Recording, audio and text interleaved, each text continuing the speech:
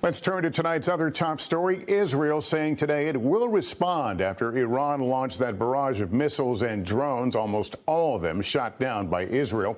Richard Engel is in Israel with the latest.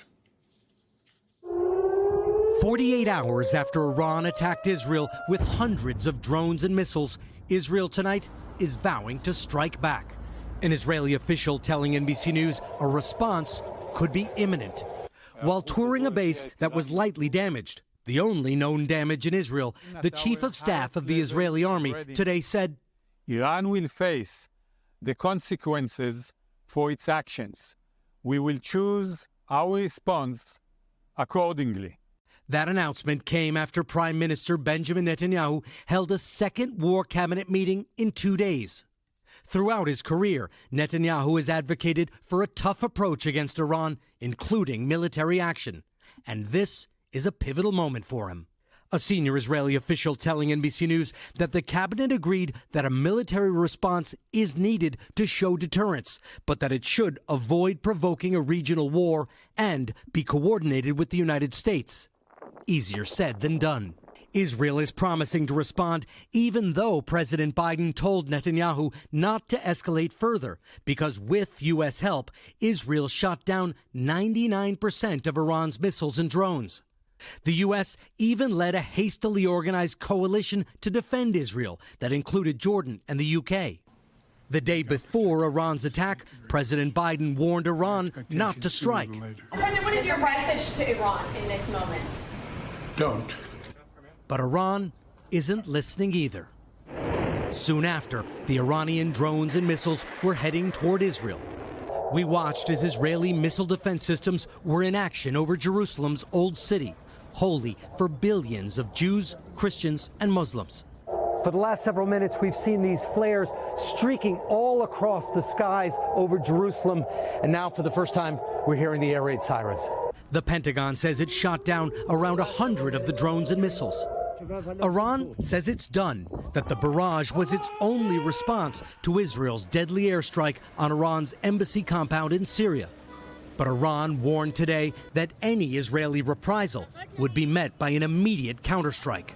Tonight, there are fears that the long-running shadow war between Iran and Israel is breaking out into the open, with the United States right in the middle of it. And Richard, there is still some anxiety of real escalation occurring tonight. There absolutely is. There had been a sense here that after Israel, with U.S. help, shot down nearly all of Iran's incoming drones and missiles, that this crisis could be contained.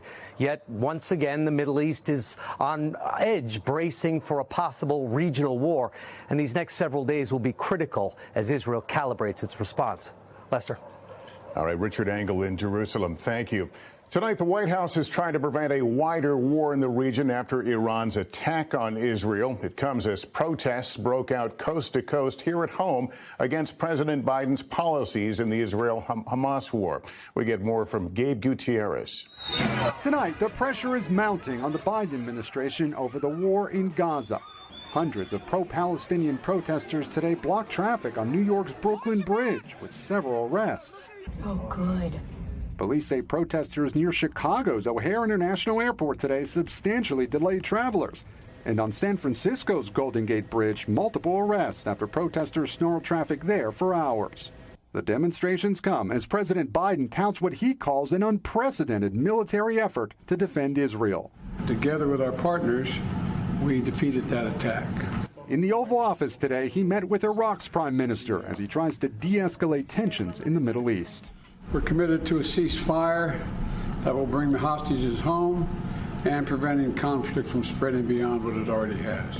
The president spoke with Prime Minister Netanyahu this weekend following Iran's attack, urging restraint. A senior administration official tells NBC News the president told Netanyahu to take the win, and that although the White House's commitment to defend Israel is ironclad, the U.S. would not participate in offensive operations against Iran. To ask it bluntly, if Israel retaliates against Iran, will the U.S. support that? To answer bluntly, I'm not going to get into hypotheticals.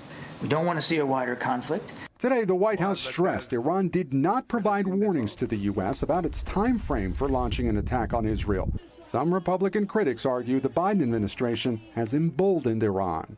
It's time for the commander-in-chief to lead allies and partners in an international effort to impose meaningful costs on Iran. And Gabe, amid all this, there are new questions about that U.S. aid package for Israel. What can you tell us? Yes, Lester, House Speaker Mike Johnson is facing intense pressure to bring Israel and Ukraine funding up for a vote after sitting on it for months. Well, late today, he told GOP lawmakers that he planned to do it this week in separate bills. Lester? All right, Gabe, thank you. Thanks for watching. Stay updated about breaking news and top stories on the NBC News app or follow us on social media.